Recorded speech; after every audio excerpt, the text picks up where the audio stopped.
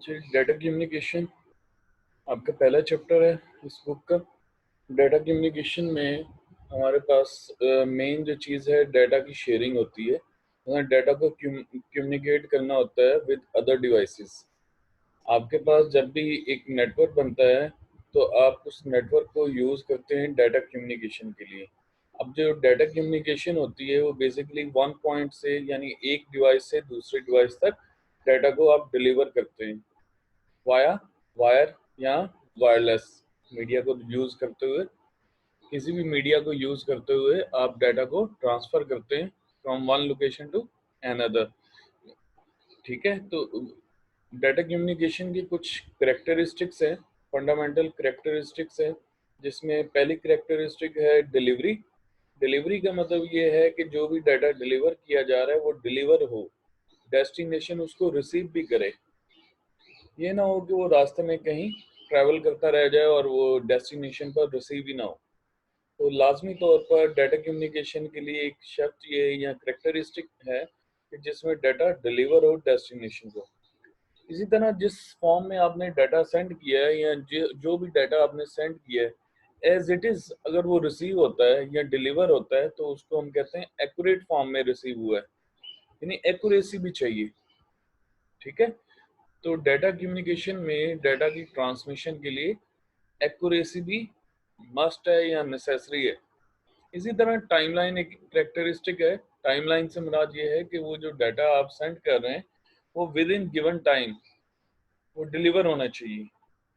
ठीक है, एक्यूरेसी के साथ डिलीवर होना चाहिए विद इन टाइमलाइन। ठीक है, जो भी टाइम है उसके अंदर डिलीवर हो जाना चाहिए। जैसे आप एटीएम ट्रांजैक्शन करते हैं तो वो भी फौरी तौर पर उसके इफेक्ट अक्कर हो जाते हैं, या गेम्स ऑनलाइन गेम्स खेलते हैं फौरी तौर पर इफेक्ट अक्कर होते हैं। ठीक है, इसी तरह आप किसी ऑब्जेक्ट पे फायर करते हैं, पबजी वगैरह खेलते हैं या कोई भी गेम दूसरी गेम खेलते हैं या सर्चिंग करते हैं तो फ़ौरन से पहले आपको रिस्पांस मिलता है। और इसी तरह से अगर आप ईमेल वगैरह करते हैं तो ईमेल सेंड जब आप करते हैं तो फौरी तौर पर ईमेल सेंड होती है, तो रियल टाइम ट्रांसमिशन होती है बेसिकली। ठीक है, नेक्स्ट हमारे पास करेक्टरिस्टिक है जिटर। जिटर कहते हैं वेरिएशन इन अराइवल टाइम। किसका अराइवल टाइम? पैकेट का। कि पैकेट मुख्तलिफ रास्तों से होते हुए डेस्टिनेशन पर पहुंचते हैं। ठीक है, जो आप डाटा सेंड करते हैं वो मुख्तलिफ पैकेट्स में डिवाइड होता है और तमाम पैकेट मुख्तलिफ रास्तों को अडॉप्ट करते हुए डेस्टिनेशन तक पहुंचते हैं। कोई पैकेट अगर एक मैसेज के 5 पैकेट हैं और वो 5 मुख्तलिफ पाथ को यूज़ करते हुए डेस्टिनेशन तक पहुंचते हैं तो पांचों में वेरिएशन हो सकती है पहुंचने में। तो उसको हम क्या कहते हैं? जिटर। तो वेरिएशन आ सकती है, यानी उनके अंदर उनके टाइम में वेरिएशन आ सकती है कि कौन सा पैकेट कब पहुंचता है, डिपेंड करता है पाथ पर। यहाँ तो कोई बात पूछने वाली? सर डिटेल रिपीट कर दें।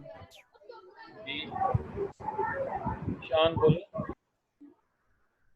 सर जिटर सर आ गया समझ, मैंने कहा ठीक है। अच्छा जी, डाटा कम्युनिकेशन के अंदर कुछ कंपोनेंट्स होते हैं जिसको हम बेसिकली 5 कंपोनेंट बोलते हैं जिसकी बेस पर डाटा कम्युनिकेट होता है। लाजमी तौर पर ये 5 कंपोनेंट होने चाहिए। अगर इनमें से एक भी कंपोनेंट मिसिंग होता है तो आपकी कम्युनिकेशन परफॉर्म नहीं हो सकती, यानी डाटा कम्युनिकेशन परफॉर्म नहीं हो सकती। कब? जब इन पांचों में से कोई एक भी कंपोनेंट मिस होगा। तो पहला कंपोनेंट आपके पास वो मैसेज है जिसको आप सेंड करना चाहते हैं। मैसेज से मुराद डाटा। बाज़-औक़ात हम इसको इंफॉर्मेशन भी बोलते हैं, बाज़-औक़ात हम इसको डाटा भी बोलते हैं। इस डाटा में शामिल क्या हो सकता है? इस डाटा में आपके पास टेक्सचुअल डाटा हो सकता है, न्यूमेरिक डाटा हो सकता है, पिक्चर हो सकती है, ऑडियो फाइल हो सकती है, वीडियो फाइल हो सकती है, कोई भी किसी भी किस्म की इंफॉर्मेशन या कोई फाइल जो हम डाटा के तौर पर मैसेज के तौर पर सेंड करेंगे वो मैसेज कंसीडर होगी। जो सेंडर होगा वो ऐसा डिवाइस होगा जिसने इंफॉर्मेशन जनरेट करनी है, जिसने इंफॉर्मेशन सेंड करनी है। तो सेंडर एक कंपोनेंट ऐसा डिवाइस जिसने इंफॉर्मेशन सेंड करनी है। तो इन कम्युनिकेशन डिवाइसेस में कौन कौन से डिवाइस हो सकते हैं? आपके पास कंप्यूटर हो सकता है, वर्क स्टेशन, टेलीफोन हैंडसेट यानी स्मार्टफोन, वीडियो कैमरा, और इसी तरह से और भी बहुत सारे कम्युनिकेशन डिवाइसेस हो सकते हैं, जैसे टैब है, इसी तरह से आपके पास पेजर है। ठीक है, तो ये सेंडर हो सकते हैं। रिसीवर भी इसी तरह से जो मैसेज को रिसीव करेंगे डिवाइसेस, उस डाटा कम्युनिकेशन के अंदर जो डिवाइसेस मैसेज को रिसीव करेंगे उनको हम रिसीवर बोलते हैं। जस्ट लाइक सेंडर, रिसीवर भी एक ऐसा डिवाइस होता है जो मैसेज को रिसीव करता है। नेक्स्ट है हमारे पास ट्रांसमिशन मीडियम। ट्रांसमिशन मीडियम से मुराद ये होती है कि आपके पास वो वे होता है, वो चैनल होता है जिसके थ्रू आप डाटा ट्रांसफर करते हैं from one location to another. अब ट्रांसमिशन मीडियम जो है वो दो तरह के होते हैं, एक गाइडेड मीडिया और एक अनगाइडेड मीडिया। गाइडेड मीडिया में वायर आ जाती है और अनगाइडेड में एयर शामिल होती है। गाइडेड मीडिया को फर्दर हम वायर को हम फर्दर तीन कैटेगरीज में हम डिवाइड करते हैं।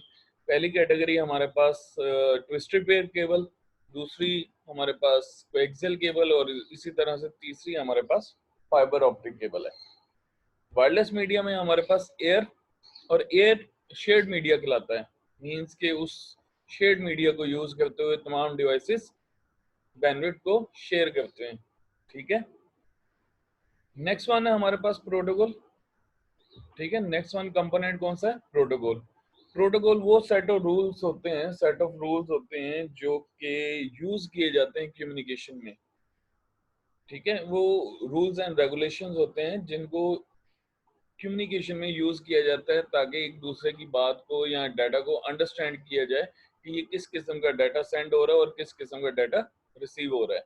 ठीक है, तो जस्ट लाइक जैसे दो मुख्तलिफ लैंग्वेजेस आप यूज करते हैं, तो दो मुख्तलिफ लैंग्वेजेस के लिए ट्रांसलेटर की ज़रूरत होती है।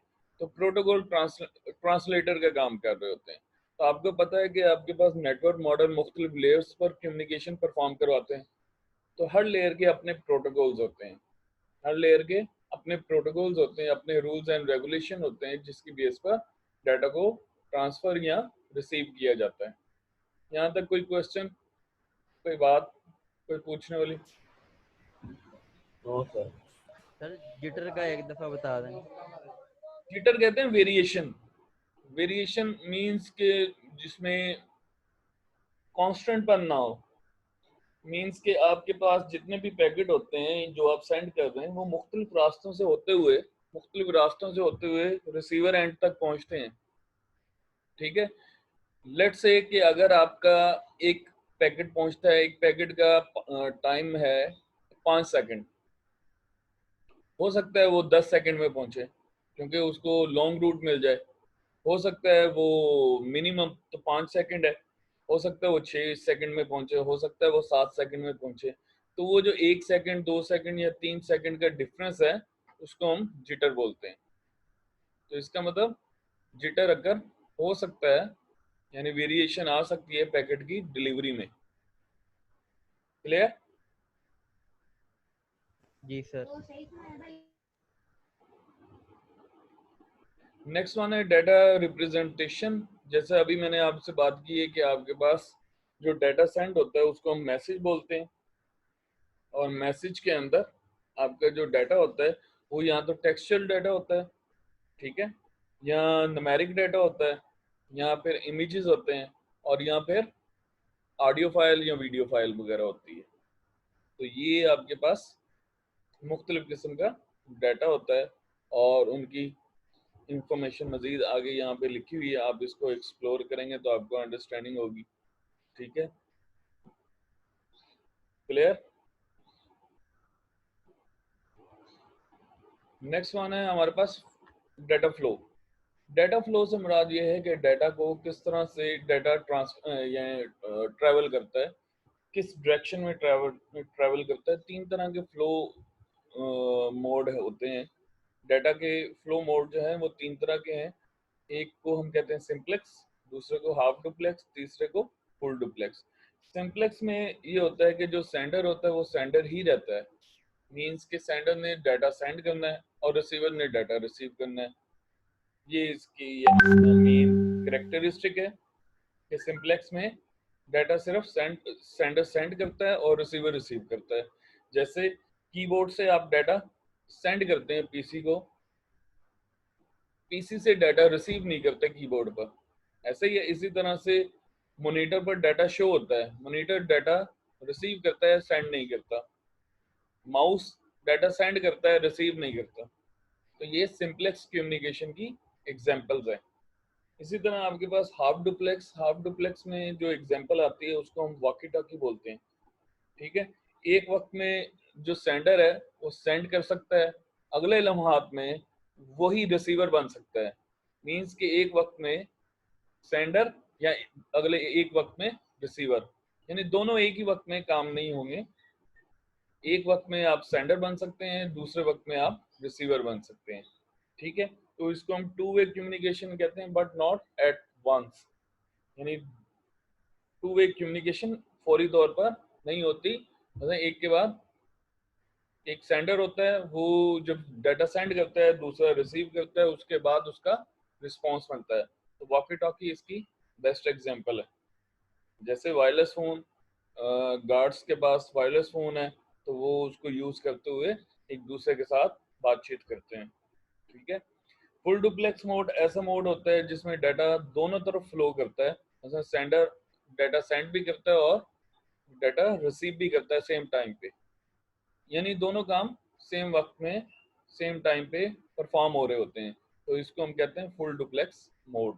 इसकी एग्जांपल आपका स्मार्टफोन, आपका टेलीफोन, जिसमें हम एक ही वक्त में डाटा सेंड भी कर रहे हैं, यानी बोल भी रहे हैं और सुन भी रहे हैं।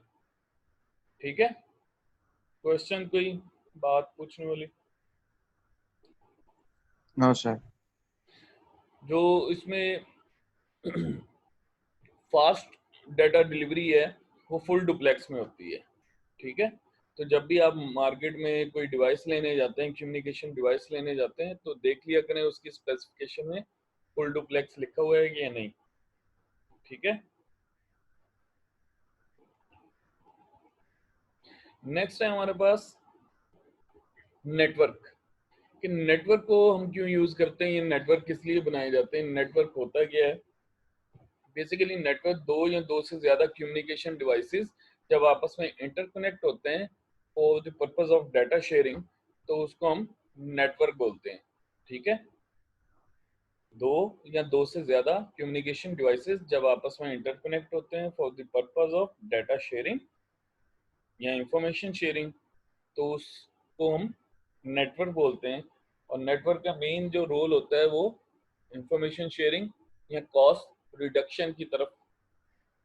मेन जो इसका सिनेरियो है वो ये है कि एक तो कॉस्ट रिड्यूस हो और दूसरा इंफॉर्मेशन शेयरिंग हो। ठीक है, अब नेटवर्किंग का क्राइटेरिया है कि उस नेटवर्क को किस तरह से आप एस्टेब्लिश करें कि उसके जो क्राइटेरिया को आप मीट कर लें। तो सबसे पहला क्राइटेरिया ये है कि उसकी परफॉर्मेंस कैसी है। परफॉर्मेंस कैसी है एक नेटवर्क की? परफॉर्मेंस से मुराद ये है कि एक टिपिकल टाइम में कितनी थ्रूपुट आती है। तो थ्रूपुट से मुराद ये है कि एक पर्टिकुलर टाइम पे कितने पैकेट सेंड होते हैं और कितना डिले आता है, उस नेटवर्क में कितना डिले आता है। तो ये उसमें, यानी जितनी ज्यादा से ज्यादा थ्रूपुट हो और कम से कम डिले आए, तो ये उसकी परफॉर्मेंस में काउंट होता है। ठीक है, यानी आप डाटा डिलीवर कर रहे हैं तो डाटा कितना ज्यादा एक वक्त में सेंड होता है और कितनी तेजी से होता है और कितना उसमें डिले आता है। कम से कम अगर डिले हो और ज्यादा से ज्यादा थ्रूपुट हो तो उसको हम परफॉर्मेंस ओरिएंटेड बोलते हैं। इसी तरह नेक्स्ट जो क्राइटेरिया है नेटवर्क बनाने का, नेक्स्ट जो क्राइटेरिया है वो रिलायबिलिटी है। रिलायबिलिटी से मुराद ये है कि वो कितना स्टेबल है, कितना नेटवर्क स्टेबल है कि अगर वो फेल होता है, शट डाउन हो जाता है, नेटवर्क दोबारा रिकनेक्ट कितनी देर में हो जाता है। जैसे अब जैसे आप यूं कह लें कि आपने जब रिजल्ट देखने हो, जब आप स्टूडेंट पोर्टल को तमाम लोग एक्सेस कर रहे होते हैं तो उसके ऊपर लोड पड़ जाता है स्टूडेंट पोर्टल पर। तो बाज़ वक़्त ऐसा होता है कि स्टूडेंट पोर्टल ओपन ही नहीं होता, या पेज ओपन होता है तो डाटा शो नहीं होता। ठीक है, तो उस सर्वर का फेल होना और दोबारा से स्टेबल होना, इसको हम कहते हैं रिलायबिलिटी, कि कितनी जल्दी वो स्टेबल हो जाता है, कितनी जल्दी शटडाउन होने के बाद या फेल होने के बाद वो कनेक्टिविटी परफॉर्म कर देता है या मींस के सर्विसेज उसको प्रोवाइड करना शुरू कर देता है।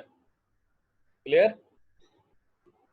इसी तरह नेक्स्ट वन उसकी क्राइटेरिया है सिक्योरिटी, कि आपका नेटवर्क कितना सिक्योर है। मसलन बाहर की जो ट्रैफिक आ रही है, ऑथराइज ट्रैफिक आ रही है आपके नेटवर्क पर या अनऑथराइज आ रही है, या बाहर से कोई बंदा हैकर आपके नेटवर्क पर इन होता है, डाटा लीक तो नहीं कर रहा, डाटा स्निफर तो नहीं कर रहा। तो इस तरह से पॉलिसी, इस तरह से मेकिंग होनी चाहिए कि आपके पास जो नेटवर्क है वो सिक्योर होना चाहिए। उसके लिए आप हार्डवेयर सिक्योरिटी भी लगाते हैं और सॉफ्टवेयर सिक्योरिटी भी लगाते हैं। जैसे फायरवॉल वगैरह आप यूज करते हैं, सॉफ्टवेयर बेस्ड भी और हार्डवेयर बेस्ड भी, ताकि सिस्टम आपका नेटवर्क ज़्यादा से ज़्यादा सिक्योर हो। और एनक्रिप्शन और इसी तरह से पासवर्ड, बहुत सारी चीज़ें आपने उस पर अप्लाई करनी होती हैं जो सिक्योरिटी वाइज कंसीडर होती हैं। इसलिए उसको हम कहते हैं कि सिक्योरिटी वाइज भी आपका नेटवर्क ज़्यादा से ज़्यादा सिक्योर हो। हाँ जी, यहाँ पे कोई क्वेश्चन? No sir. सब समझ आ जाती है? Yes sir. क्वेश्चन ही नहीं करते आप लोग।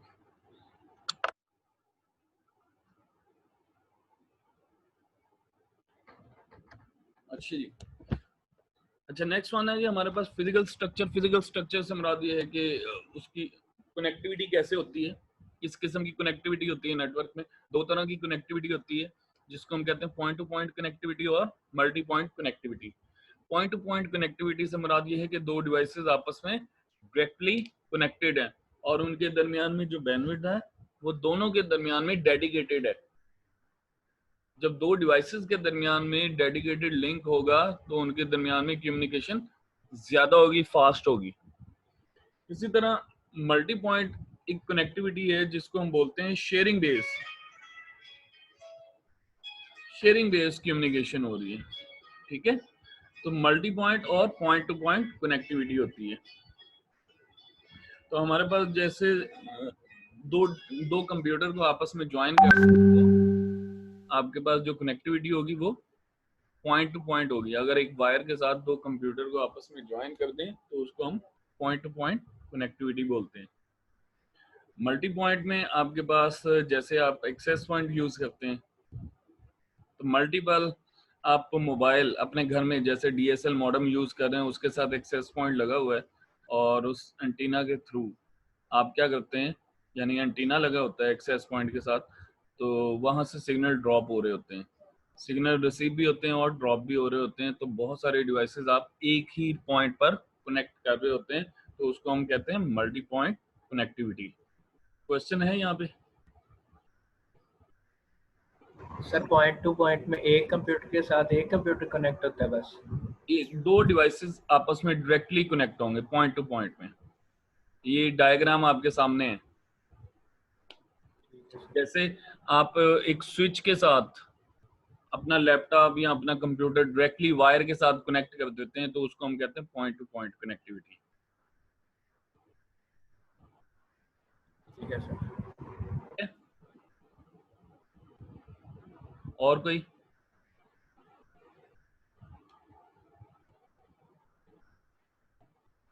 और कोई क्वेश्चन करना है किसी ने? सर मल्टी पॉइंट का बता दें। मल्टी पॉइंट मैंने आपको एक एग्जांपल दी है कि आपके घरों में जैसे एक्सेस पॉइंट लगा है, या आप डिपार्टमेंट में अगर आप देखते हैं तो छतों पे एक्सेस पॉइंट लगे हुए हैं जिसके साथ आप अपने लैपटॉप को वायरलेसली कनेक्ट करते हैं।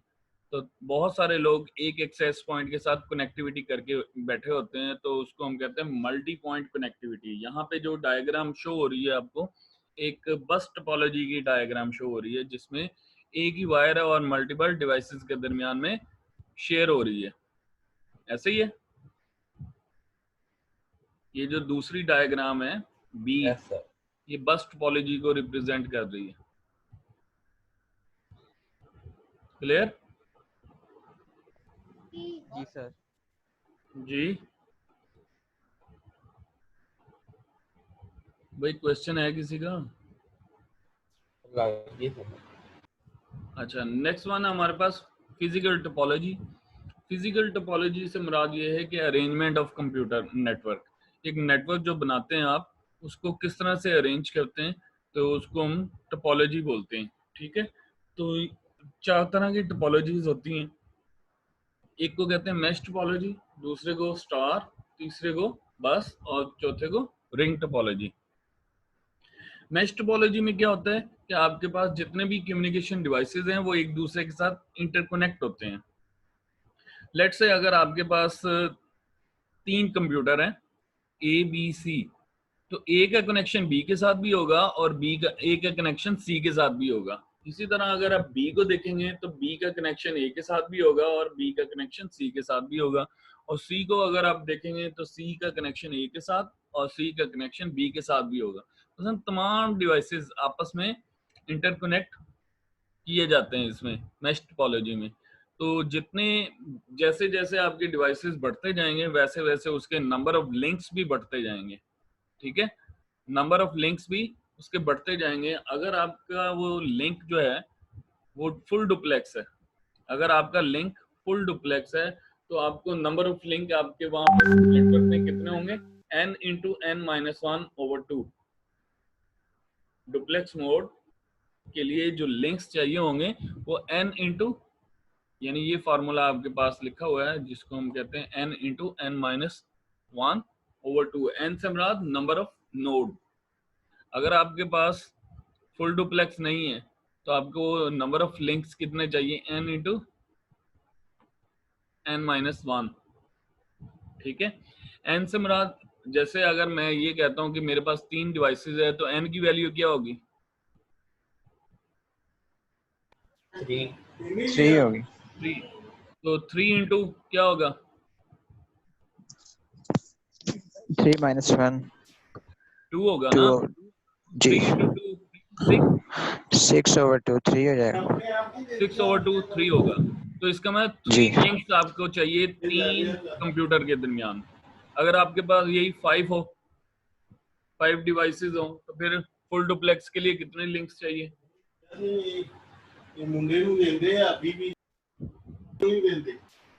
हाँ जी समझ साइड पे हो जाए, आपके पीछे से आवाजें आ रही हैं। 10 हो जाएंगे सर, 10 लिंक्स चाहिए होंगे। हाँ जी, 5 इंटू 4 कितना होगा, 20, 20 डिवाइडेड बाई 2 10, तो 10 लिंक्स चाहिए होंगे। ठीक है, जी सर। यहाँ पे आपके सामने एक डायग्राम है, 5 डिवाइसेस के लिए ही है, और यहाँ पे कितना लिखा हुआ है, कितने लिंक्स हैं, 10। अगर आप यूं कह लें कि हाफ डुप्लेक्स है तो कितने लिंक्स चाहिए होंगे,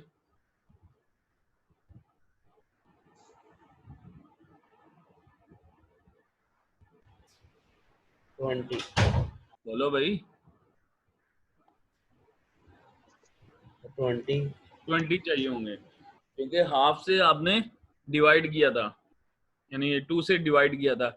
अगर आप इसके लिंक काउंट करें तो ये 5 कंप्यूटर हैं, 5 डिवाइसेस हैं, इनके दरमियान में जो लिंक्स हैं वो काउंट करें। एक ये लिंक है, एक ये 2, ये 3 और ये 4, ऐसे ही है भैया, ऐसे ही है। Yes sir. हो गए 5, ये 6, ये 7 और ये 8, और ये आपके पास 9, और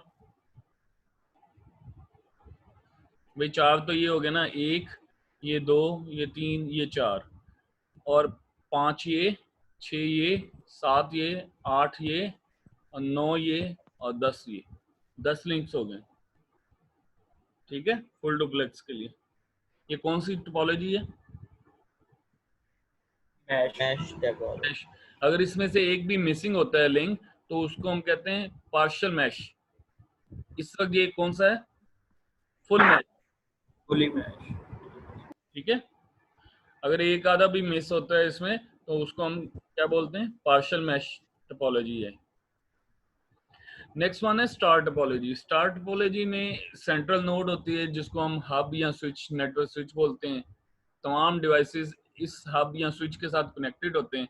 आप जहां कहीं भी स्विच वगैरह देखते हैं कि तमाम डिवाइसेस स्विच के साथ कनेक्टेड है, जिसने भी कम्युनिकेशन करनी है on the behalf off switch perform करेगा कम्युनिकेशन, तो ऐसी टोपोलॉजी को हम क्या कहते हैं, स्टार टोपोलॉजी।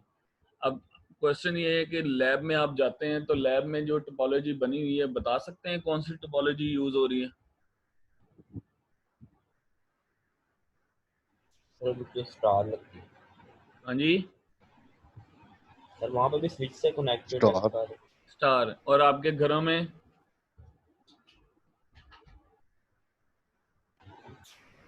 घर में डीएसएल मॉडेम वगैरह यूज करते हैं तो कौन सी टोपोलॉजी है? बस टोपोलॉजी। क्यों? स्टार ही होगी सर। वो भी स्टार ही है, क्योंकि आपकी जितनी भी कम्युनिकेशन है वो डीएसएल मॉडेम या एक्सेस पॉइंट के थ्रू हो रही है। सेंट्रल है ना, डायरेक्ट कम्युनिकेशन नहीं होती बल्कि थ्रू स्विच होती है। क्योंकि अगर आप गौर से देखें तो यहाँ एक्सेस पॉइंट या स्विच, ये भी आपके पास सेंट्रल नोड है। क्लियर? तो जहां पे भी आप स्विच या सेंट्रल नोड देखते हैं उसको हम क्या बोलते हैं, स्टार टोपोलॉजी है। ऐसा नेटवर्क है जो स्टार टोपोलॉजी बेस्ड है। बस टोपोलॉजी में एक आपके पास वायर होती है और बाकी मल्टीपल डिवाइसेस उसके साथ कनेक्ट होते हैं। ठीक है, तो मल्टी पॉइंट लिंक है, लेकिन जो फिजिकल अरेंजमेंट है उसको हम बस टोपोलॉजी बोलते हैं। ठीक है, अगर इसमें से एक भी डिवाइस खराब होता है, आउट ऑफ ऑर्डर होता है, तो सारी बस आपकी डिस्टर्ब होती है। और इसी तरह से अगर आपने एक नया डिवाइस ऐड करना है तो आपको पूरा नेटवर्क खत्म करना पड़ता है और देन उस वायर की एक्सटेंशन करनी पड़ती है, फिर कहीं जाके आपने एक नया डिवाइस ऐड करना होता है। और इसमें इस सर नेट इसे हम कहाँ यूज करते हैं? ये पहले यूज होते थे, अब यूज नहीं होते। और इस नेटवर्क में बहुत कम डिवाइसेस यूज करते थे हम, 8 या 10 डिवाइसेस, 8 या 10 कंप्यूटर इसके साथ कनेक्ट करते थे। ठीक है, सर जो हमारी स्टार टोपोलॉजी है वो पॉइंट टू मल्टी पॉइंट मतलब है? स्टार टोपोलॉजी आपकी पॉइंट टू पॉइंट भी हो सकती है और पॉइंट टू मल्टी पॉइंट भी हो सकती है, दोनों हो सकती है। जैसे अगर आप एक्सेस पॉइंट यूज कर रहे हैं तो मल्टी पॉइंट है, अगर आप नेटवर्क स्विच यूज कर रहे हैं तो पॉइंट टू पॉइंट है। तो सर बस हमारी पॉइंट टू पॉइंट रहेगी? कौन सी बस बस? मल्टी पॉइंट है भाई, एक वायर है ना, एक मीडिया है, एक ही मीडिया है ना। जी सर। तमाम डिवाइसेस उसी एक मीडिया से कनेक्टेड हैं। टी कनेक्टर यहाँ पे लगते हैं, टी कनेक्टर, जिसको ये टैब लिखा हुआ है, टी कनेक्टर होते हैं जिसके साथ ये कनेक्टिविटी परफॉर्म होती है। ठीक है, यस सर। नेक्स्ट वन है हमारे पास रिंग टोपोलॉजी। रिंग टोपोलॉजी में आपके पास क्या होता है कि जो नेटवर्क बना होता है वो एक रिंग की शक्ल में कम्युनिकेशन परफॉर्म करता है। तो यहाँ पे 6 स्टेशंस हैं या 6 डिवाइसेस हैं जिनमें कम्युनिकेशन जो है वो एक रिंग की फॉर्म में जनरेट होती है। मींस कि वो एक उनकी जो कनेक्टिविटी है वो एक सर्कुलर ड्रा कर रही होती है। सर्कुलर कैसे, यहाँ पे देखें, अगर इस कंप्यूटर को आप देखें तो ये किसके साथ कनेक्टेड है, अपने नेबर में देखें तो इसका एक प्रीडिसेसर है और एक सक्सेसर है। इसी तरह इसके एक कंप्यूटर आगे और एक पीछे, जो लास्ट कंप्यूटर है उसके आगे जो कंप्यूटर है वो पहला कंप्यूटर है। ठीक है, और इस तरह से इनकी कम्युनिकेशन क्लॉकवाइज कम्युनिकेशन होती है। मींस कि जिसने भी डाटा सेंड करना है वो क्लॉकवाइज सेंड करेगा। और डाटा कब सेंड करेगा, डाटा कब सेंड करेगा, जब उसके पास एक लाइसेंस होगा, जब उसके पास एक टोकन होगा। एक टोकन के बिहाफ पर डाटा सेंडिंग होगी। जिसके पास लाइसेंस होगा सेंडिंग के लिए वही डाटा सेंड कर सकता है और बाकी सारे क्या करेंगे, वेट करेंगे। ठीक है, तो ये भी पहले यूज होती थी ज्यादातर, अब आजकल जो यूज हो रही है वो स्टार टोपोलॉजी हो रही है। सर टोकन सबके पास मूव होता जाएगा जिसके पास टोकन वायर के अंदर, यानी एक लाइसेंस होता है, एक सिग्नल होता है जो वायर के अंदर सर्कुलेट होता है, और जिसने डाटा सेंड करना है वो उसने पहले उस सिग्नल को एक्सेस करना है। ठीक है, यानी एक एग्रीमेंट को एक्सेस करना है और बाकी तमाम कंप्यूटर वेट करते हैं। क्लियर है? अच्छा, सबसे कॉस्टली टोपोलॉजी कौन सी है?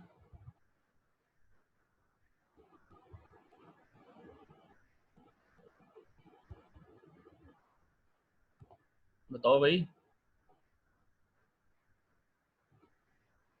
मैश टोपोलॉजी सबसे कॉस्टली है। ठीक है। अच्छा, नेक्स्ट हमारे पास नेटवर्क टाइप्स। नेटवर्क टाइप्स जो हम डिवीजन परफॉर्म करते हैं नेटवर्क की, वो एरिया वाइज डिवीजन हो रही है। तो पहला एरिया आपके पास local area network. Local area network से मुराद ये है कि आपका जो नेटवर्क है वो एस्टेब्लिश है विद इन 100 मीटर रेंज। एक 100 मीटर की रेंज के अंदर जो नेटवर्क आपने बनाया हुआ है उसको हम लोकल एरिया नेटवर्क बोलते हैं। उसमें कोई भी टोपोलॉजी हो सकती है, टोपोलॉजी कोई भी हो सकती है, लेकिन एरिया जो है 100 मीटर की रेंज के अंदर है तो उसको हम लोकल एरिया नेटवर्क बोलते हैं। और अगर आपने इसकी एक्सटेंशन करनी है तो वो आप सेंटर नोड लगाकर एक्सटेंशन या ब्रिजेस वगैरह लगाकर उसकी एक्सटेंशन कर सकते हैं।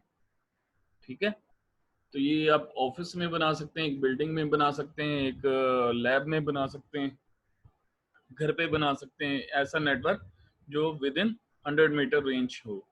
एक्सटेंशन कैसे होगी? ब्रिजेस लगा के या रिपीटर लगाकर या स्विचेस लगाकर। इसमें कोई भी टोपोलॉजी आप असाइन कर सकते हैं, या कोई भी टोपोलॉजी आप उसमें अरेंजमेंट कोई भी हो सकता है। नेक्स्ट है हमारे पास wide area network. Wide area network हमारे पास लॉन्ग डिस्टेंस के लिए नेटवर्क होता है।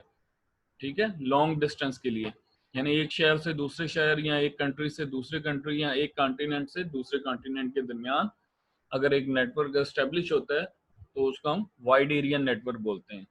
और वाइड एरिया नेटवर्क में जो वायर यूज होती है वो कौन सी वायर यूज होती है? मोस्टली कम्युनिकेशन वायर कौन सी यूज होती है? या टेलीफोन वायर या coaxial cable, sorry fibre optic cable. Fibre optic cable अगर यूज होती है तो वो कहाँ पे? दो कंट्रीज के दरमियान में अगर यूज होती है तो वो कैसे यूज होती है?